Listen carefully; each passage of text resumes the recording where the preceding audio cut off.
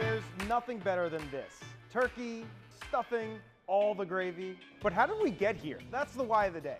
Why do we eat what we do on Thanksgiving? Well, to get the answer, we came here to the National Museum of the American Indian, and that's where we met this guy. My name is Freddie Batsui. I'm the executive chef at the National Museum of the American Indian. Chef Freddie tells us that the holiday is roughly framed after that three-day feast way back in 1621 at the Plymouth colony.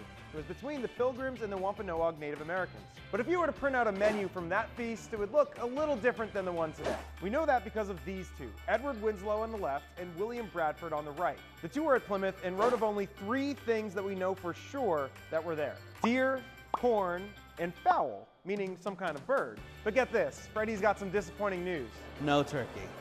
I'm sorry to disappoint. No turkey. Gobble, gobble.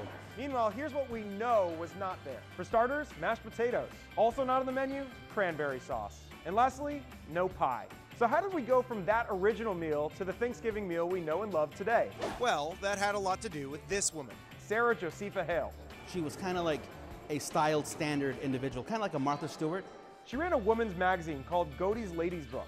She would fill up that magazine with recipes for Thanksgiving dinner, and she really wanted a national holiday. So she wrote letters to 12 presidents in a row asking for the holiday.